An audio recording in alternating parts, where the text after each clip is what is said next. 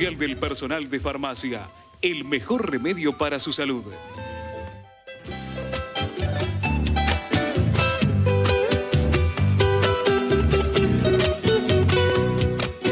Tenemos el día de hoy, realmente. Iba a decir qué programa TT, no, qué programa Gustavo. ¿Qué programa tenemos hoy y qué bloque vamos a tener en este momento? Bueno, ya tuvimos dos referentes en el primer bloque, ahora uno del sector gremial, otro del sector empresario, y ahora sí, uno del sector económico, también dirigente de un partido político. Cuando le vean el rostro lo van a identificar, y me refiero a Marcelo Ramal, pero vamos a entrevistarlo como economista, obviamente con una visión, con paradigmas que están obviamente relacionados con la ideología política. Y vamos a pasar a la otra parte del estudio, si lo podemos ver en un ratito, mientras que se van acomodando. Lo tenemos al doctor Raúl Rubinsky, ahí lo estamos viendo en pantalla, que es médico, pediatra, infectólogo, que de alguna manera estamos preocupados porque está faltando vacunas para la gripe A. O sea, en instantes vamos a hablar del tema. ¿Sí, doctor? Bueno, ahora sí, vamos con Marcelo Ramal.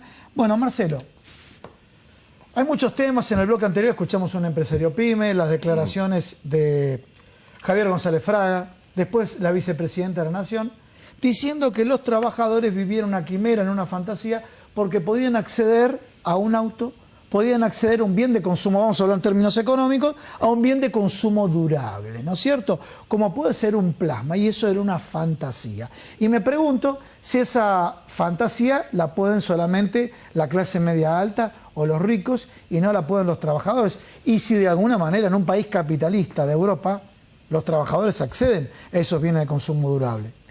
No, desde luego que todos estos bienes, un televisor y otros artículos, forman parte de la canasta familiar. Hoy ningún trabajador podría prescindir de ellos, incluso como un medio de vida.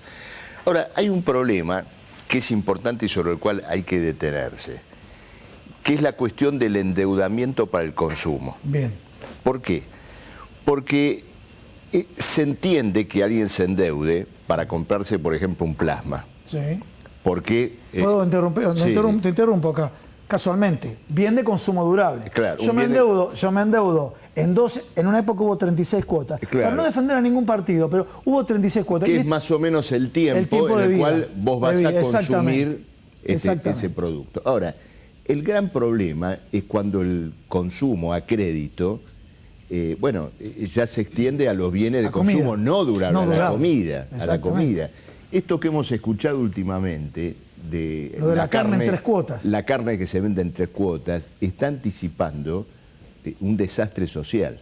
Por dos motivos. Primero, porque el trabajador que tenga que comprar la comida de esa manera, dentro de un mes tiene que pagar la carne nueva que compra más la cuota que debía de la compra anterior. Que debía de la compra anterior. Esto por un lado. Y el otro problema serio es el siguiente. El que compra de esa manera tiene dos cuestiones. Una, que no puede comprar el contado, pero al mismo tiempo está bancarizado.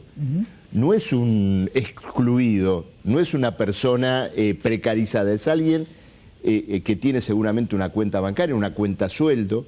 En el trabajo le dan una tarjeta. Es decir, que un trabajador, hoy, un trabajador en blanco, con tarjeta de crédito y otras prerrogativas que finalmente muchos otros no tienen, ese trabajador, sin embargo, tiene que consumir a crédito. Esto es lo verdaderamente escalofriante de este dato. Entonces, es decir, que no estamos hablando, cuando dice comprar la carne en cuotas, no es la de un trabajador precarizado que está viviendo de changas. No, estamos hablando de alguien que a lo mejor es un empleado público, un bancario, es decir, alguien que evidentemente está en el tramo supuestamente privilegiado. ¿Dónde estamos y hacia dónde vamos entonces?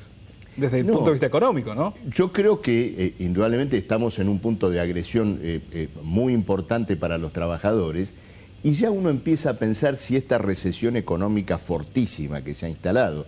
En el día de hoy nos enteramos, por ejemplo, que la industria de la construcción cayó un 24% con datos oficiales. Abril. Con datos oficiales. Con datos oficiales, es decir, estamos hablando de una caída histórica en la actividad de la construcción. En 14 años. Claro, ya uno tiene que pensar si no estamos ante una recesión premeditada, es decir, con el objetivo de provocar una deflación, inclusive en dólares. La principal deflación que se busca es la del valor de la fuerza laboral. ¿Y pero con qué objetivo? Es decir, que caigan los salarios en la medida que el trabajador que está desocupado, que ha sido despedido, bueno, tenga menos capacidad para negociar su capacidad de trabajo, y le da al gobierno una herramienta fuerte para aplicar esto que llaman la reforma laboral, que detrás del argumento del empleo joven vuelve con cuestiones que ya hemos conocido muy bien en el pasado. Es decir, golpear derechos indemnizatorios, bajar los costos previsionales, es decir, precarizar el trabajo en blanco como supuesto argumento para que las empresas blanqueen. En el pasado nada de esto llevó a la caída de la desocupación, y más bien lo que sí se hizo con eso fue facilitar el costo del despido, que es lo que en estos momentos, ¿no es cierto?, efectivamente está ocurriendo. Pero, ¿tenés alguna cifra de cantidad de despidos?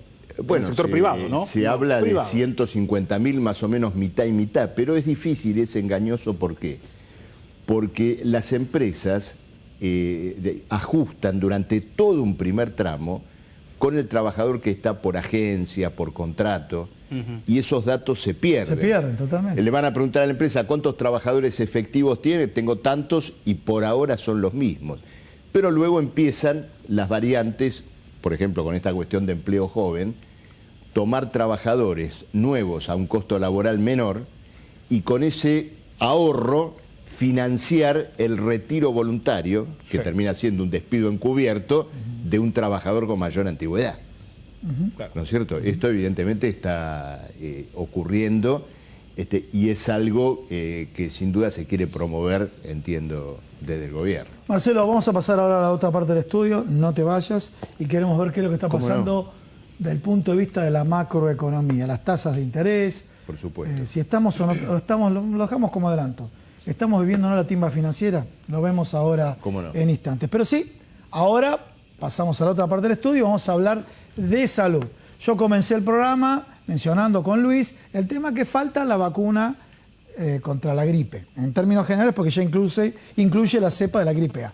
Pero, de hecho, doctor, hay muchos muertos por gripe A y esto es una señal de alerta temprana. Bueno, sabemos que hasta ahora, por lo menos las cifras que conocemos, supera los 30 muertos. Sí. Muchos fueron en Santa Fe, en Salta, algunos en Córdoba, la mayoría de ellos con factores de riesgo. Pero también hubo algunos muertos que no tenían factores de riesgo. ¿Repetimos los factores de riesgo, doctor? ¿Cómo? Repetimos los factores de riesgo. Sí, los factores de riesgo son, empezando por la infancia, los niños de 6 meses a 24 meses. Bien. Todos ellos. Bien. Las embarazadas, que pueden recibir la vacuna sin ningún riesgo porque es virus inactivado, o sea que no corre ningún peligro a la embarazada. Las puérperas hasta 10 días después del parto, también puede recibir.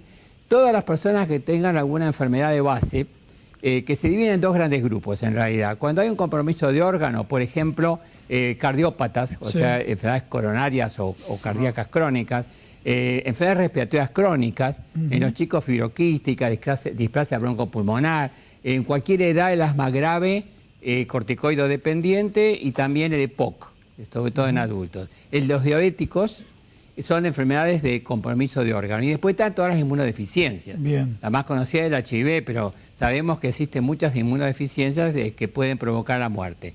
Y después están los obesos mórbidos, o sea, con una obesidad excesiva. Hubo muchos muertos obesos mórbidos en la pandemia del 2009. Los mayores de 65 años. Está demostrado que, sobre todo, avanzando mucho esa edad, la vacuna previene muchas muertes e internaciones. Y después está el personal de salud, porque es lógicamente por el contacto. Está en contacto permanente. Usted lo escuchó al licenciado Ramal, que no hablando de economía, sino que fue al cine y tenía a alguien que lo acompañó, estaba tosiendo permanentemente. Bueno, vamos a hablar de esos factores de riesgo y las prevenciones que tanto se hablaron en el año 2009 y ahora medio que lo tenemos un poco congelado, ¿no? Seguro. ¿Podemos empezar? Sí, por supuesto. La tos es lo que más transmite al virus. Sí. El virus habita la vía respiratoria. La transmisión es por vía respiratoria, las gotitas llamadas de fluje, que son microgotas, que se expanden hasta 1 metro y un poco más. O sea, hasta 1 metro, cuando una persona tose sin hacerlo sobre la ropa, Sí. sobre el codo, que en esta zona donde hay ropa se elimina rápidamente el virus en horas, puede expander. El hablar... Me detengo. Sí. Se elimina el virus, tosiendo acá, se elimina Tosiendo el virus acá en evita horas. que se expanda en el medio ambiente. Aparte hay una Y en la eliminación ropa se rápida, elimina en horas. diferente a las superficies que se tocan con las manos, Sí. secas como la mesa, como la baranda cuando uno baja o sube del subte, donde puede persistir el virus con vida un tiempo mucho más largo. Muy bien, clarísimo. ¿La segunda que había dicho? La vía respiratoria entonces es muy importante al toser. Después los que se nebulizan. Los que se nebulizan tienen que hacer en ambientes aislados porque la nebulización genera microgotas que se expanden mucho en los ambientes, mucho, sobre todo cuando un chico está internado o un adulto, ¿no? Evitar nebulizaciones donde hay otra persona cerca, porque la expansión es muy rápida. Doctor, estas son las formas, digamos, de diseminación del virus. Sí. Con el tema de la gripe A, primero, si estamos en estado de alerta y si es así, ¿en qué nivel estaría ese estado de alerta? Claro, es difícil definirlo. Si nos basamos en los datos oficiales, no estamos todavía en epidemia. Estamos en una cifra de casos y de muertes que son más o menos parecidas a la del año 2015. Pero sí, eso es criterio personal. Yo creo que estamos en alto riesgo. ¿Por qué alto riesgo? Porque empezamos un mes antes. Nosotros empezamos, digamos, los casos aumentaron en forma exponencial en el mes de marzo prácticamente, cuando fue mucho más tarde los años anteriores. Entonces, ¿qué nos espera para junio y julio? Yo creo que si no hay una vacunación preventiva, con una campaña muy bien organizada y que abarque no solo grupos de riesgo, sino todas las personas que voluntariamente deseen vacunarse, mi familia está toda vacunada, a cualquier edad se han vacunado, corremos riesgo que entrar en brote epidémico. Y ahí es donde empieza el peligro máximo. ¿Va a ser un invierno crudo? ¿Tiene información al respecto? Bueno, no es meteorólogo, doctor. No, pero es infectólogo. que ustedes, los médicos generalmente tratan de manejar yo información, sospecho que ¿no? sí, que vamos a tener un invierno con alternativas, ¿no? Sí. Y la alternativa a veces para la salud es peor que la constancia. Claro. El cambio brusco de temperatura. Que es lo que se vive. Y bueno, y si me dejan un minuto, me faltaba otro factor importante, por favor. que es el medio ambiente donde haya humo, Bien. porque se fume por combustión de biomasa, y algo que la gente no conoce bien, el barrer. Sí. El barrer las habitaciones, el polvillo que levanta queda un par de horas o más en suspensión, penetra la vía respiratoria y favorece las crisis asmáticas ¿Y cuál es la favorece el recomendación? ingreso de virus. ¿Y cuál es la recomendación? No barrer, sino el ampaso, El lampazo, trapo húmedo o aspirar. o aspirar. Esto es muy, muy importante y mucho más de lo que uno piensa. La explicación médica es muy simple. Tenemos pelitos que son las cilias Dice respiratorias. bien claro, ¿no? En el Zócalo médico infectólogo, ¿no? Para que sepan todo el público que está viendo el programa, estamos hablando con un especialista que da estas recomendaciones cotidianas de día a día en tu casa, ¿no? Sí. Sí, nos decía que la explicación, para que la gente lo entienda, nosotros tenemos en todas las células respiratorias unos pelitos, se llaman cilias, que hacen una barrida. El humo y los virus, cualquier virus de los respiratorios que traen cuadros símil gripe, que confunde a la gente con gripe y a veces dice que la vacuna por eso no funcionó y es un error, esos pelitos se paralizan cuando entra polvillo, cuando entra humo. Entonces, al paralizarse favorece no solo el virus, sino una de las causas de muerte importante, que es la agresión por bacterias que se multiplican en la vía respiratoria al tener un terreno facilitado. Neumococos, Haemophilus influenzae y Staphylococcus son 3 bacterias que la gente conoce mucho, sobre todo el neumococo, ¿no? Es muy conocido. Claro. Bueno, estas habitan la vía en inóculos bajos. Cuando pasan estos fenómenos, se multiplican mucho e invaden. Y la neumonía por el virus y la neumonía por estas bacterias son las causas de muerte. Doctora, en la apertura del programa yo hice referencia, vio los temas de economía de la salud, para relacionar su especialidad con la de licenciado Marcelo Ramal. Hay una confusión en los términos, ¿por qué? Porque la atención primaria de la salud lo que busca es menos, o sea, lo que pareciera un alto gasto hoy es una inversión a futuro, que es la prevención, acercarle la campaña a la gente, como se hace en distintos lugares, para no decir la República Argentina, lamentablemente se hacía antes, que es el tema de el tráiler sanitario, los móviles sanitarios y demás, donde uno le acerca, si no quieren hablar los CEO quieren hablar en términos marketingeros, le acerca al producto al mercado, que significa vení, vacúnate, estamos cerca de tu casa. Bueno, ¿qué pasó? arrumbaron, quedaron todos quedaron en depósitos todos estos móviles sanitarios y la gente tiene que ir a esos lugares de mayor riesgo. Bueno, ¿cómo lo ve usted? ¿Qué es lo que está pasando? ¿Hacia dónde hay que recomendarle a la gente que debe moverse, no? Lamentablemente, esto lo comparo con la desnutrición. Nosotros llamamos la punta del iceberg.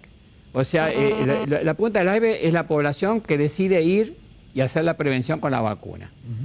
Hasta el jueves pasado, o sea, hasta hace una semana, datos que yo recibí de un boletín epidemiológico de Córdoba, solamente 23% de menores de 2 años estaban vacunados, solamente 45% de embarazadas. 23% de menores de 2 años. Hace una semana. Hace una semana. En la Ciudad de Buenos Aires, perdón. En la Ciudad de Buenos Aires. Es el único dato que yo tengo, ¿no? Sí. 45% de embarazadas, 54% de mayores de 65 años y solamente 45 o algo así % con factores de riesgo. Bueno, volvamos a repetir porque este está relacionado con lo que hablamos en la apertura del programa. Una cuestión es que se le acerque el efector de salud para aplicarle o que el usuario de la salud vaya a buscarlo. Dijo en niños 24% nada más. 23% según el dato que yo recibí del boletín epidemiológico de Córdoba que se recibe. Pero son datos muy seguros. Porque solamente de la capital. De la Ciudad de Buenos Aires. La Ciudad de Buenos Aires. Lo que quiero y las decir, mujeres embarazadas un 45%. 45%. O sea, para que mejoró esta semana, no sé.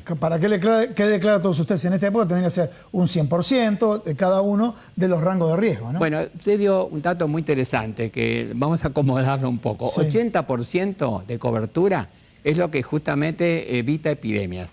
Bien. Entonces, si uno con cualquier vacuna de las 19 que tenemos disponibles en el país, uno tiene 80% de cobertura, disminuye enormemente el riesgo de brote epidémico.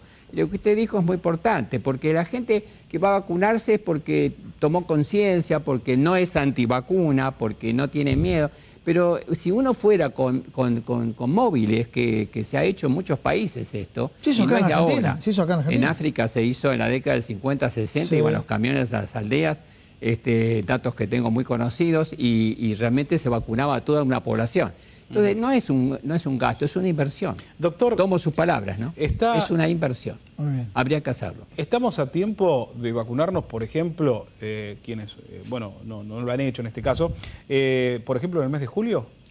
Estamos a tiempo en todo el periodo de vacunarnos, porque para dar el dato preciso, la vacuna estimula la inmunidad a partir del 10º a 14 días de la aplicada. Bien. O sea, todo es mes de junio y todo es mes de julio, y me parece que también en agosto va a haber circulación del virus. El virus aplaca cuando baja la temperatura, ¿no? Y la población adquiere inmunidad. Este virus A no es un virus cualquiera, no es el de la gripe estacional común. Es un virus que es mezcla de 4 genes, 2 porcinos, 1 aviar y 1 humano, que dio la pandemia del 2009, con muchos muertos porque no había inmunidad para un nuevo virus. Es un virus que cambia todos los años. La vacuna del año pasado no sirve para este año. ¿Dónde nació este virus? ¿Dónde nació? ¿Dónde se tiene Bueno, el virus A es interesante la pregunta. El virus A tiene un reservorio que son las aves silvestres. Estas aves silvestres también transmitieron a aves del corral. En Asia hubo variaciones y H1N1 en vez de eso fue H5N1 y apareció un H7N1. Ahora, en un momento dado, por razones que no tengo cómo explicar, sí. se fusionaron genes del virus aviar, pero con 2 genes porcinos, uno que circulaba por América del Norte y otro por Eurasia, y se le agregó una particulita, un pequeño gen de virus humano. Fueron 4 conjunciones de virus, y se generó un nuevo virus que la población mundial no tenía experiencia. Claro. Y entonces por eso hubo tantos muertos en el 2009 y esta gran pandemia. Fue un virus nuevo. Ahora, este virus sigue circulando. Desde el 2009 no dejó de circular. ¿Y qué tiene? Tiene pequeñas variaciones. O sea que en la composición genética hay todos los años alguna variación.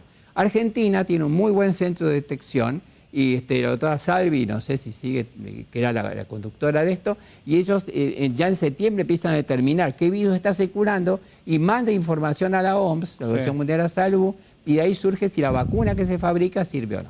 Doctor Raúl Rubisky, muchísimas gracias. Gracias a ustedes. Realmente un muy placer. Amable. Bueno, sí, ahora pasamos a la otra parte del estudio, porque al colega Marcelo Ramal, lo que quisieron decir acá, el médico infectólogo, no tenés que ir al cine.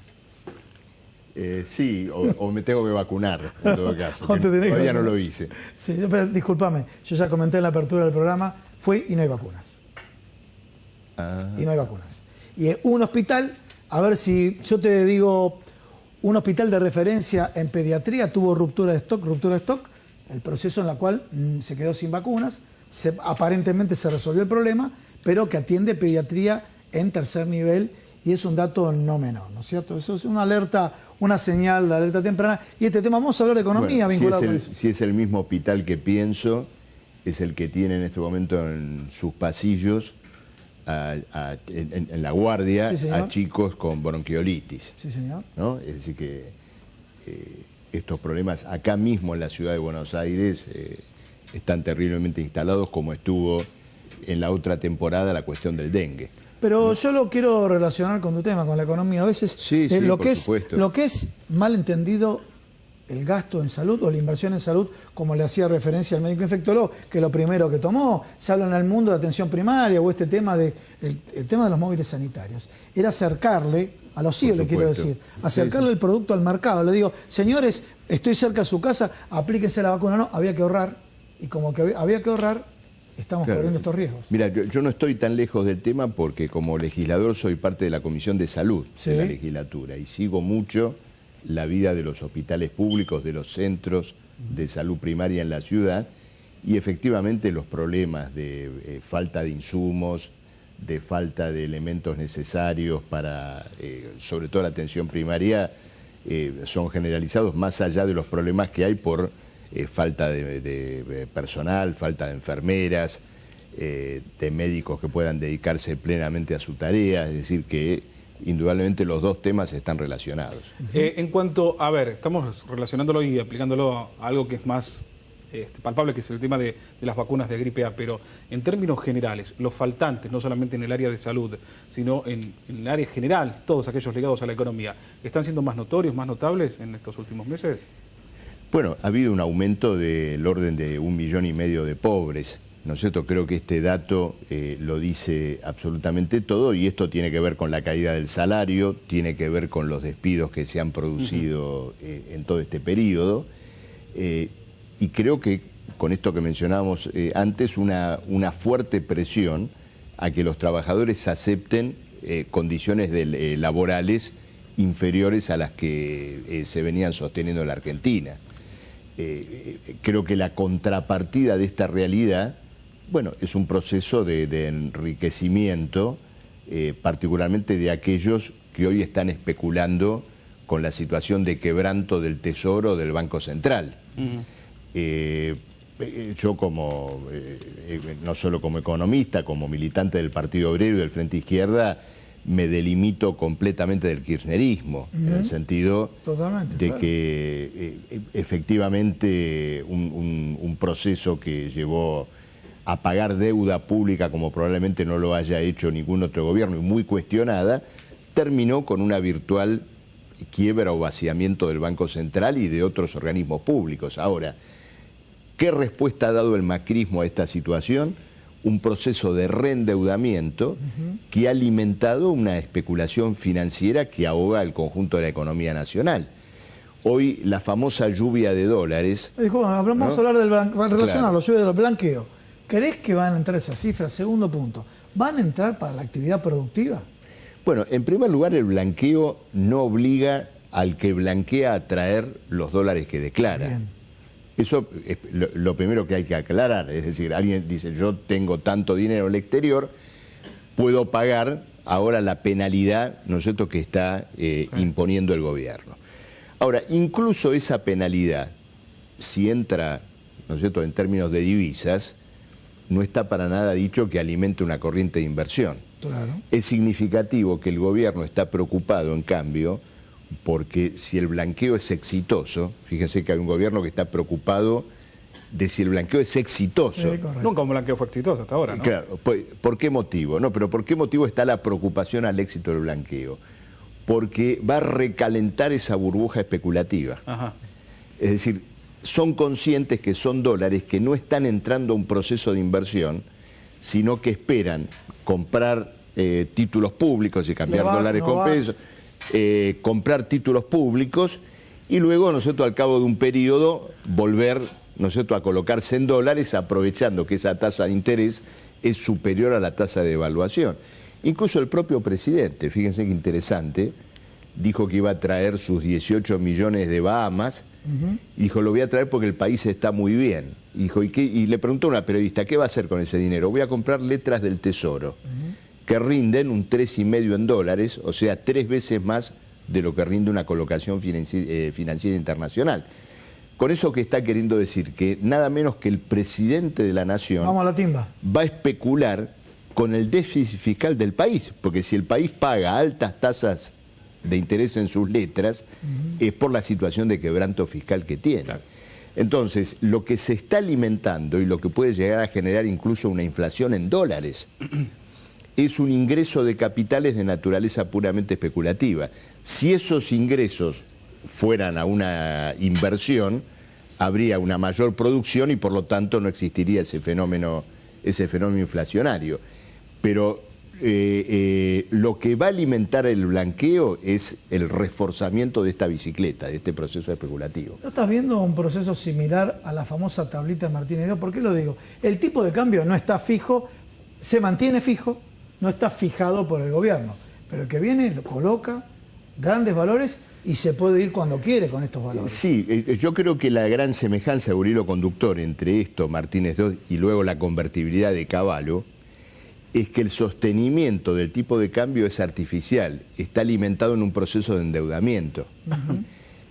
Fíjate una cosa, si después de la devaluación el superávit de balanza comercial se hubiera incrementado, es decir, en general la situación de balanza comercial del país hubiera mejorado, uno diría que el país está acumulando dólares de un modo genuino. Claro. No hay nada de eso. Actualmente la balanza comercial está en una situación desfavorable, solamente ha aumentado la colocación de productos primarios por la baja de las retenciones, por la devaluación, pero la exportación de productos industriales ha caído fenomenalmente como resultado de la crisis brasileña, en primer lugar, de la crisis internacional en un sentido más general. Entonces, como resultado de eso, el sostenimiento del tipo de cambio está directamente relacionado con dólares que se toman a modo de préstamo. Es decir, que la estabilidad cambiaria está sostenida sobre un proceso de deuda. El final de ese camino ya lo vimos. Es el de 1982, en el caso de Martínez de Oz, y del año 2001 en el caso de Cavallo. Bueno, Marcelo, muchísimas gracias. No, por favor, gracias a ustedes. Muy importante. Bueno, finalizamos el programa del día de hoy. Realmente muy interesante. Muy interesante. Muchísimos invitados y temas muy importantes. Nos vemos la semana que viene acá en Proyecto Federal por Argentinísima Satelital, donde la voz oficial es el señor y cerrás el programa. Por supuesto, esto que es, como bien dijo, Proyecto Federal, el programa de la Federación Argentina de Trabajadores de Farmacia. Chau.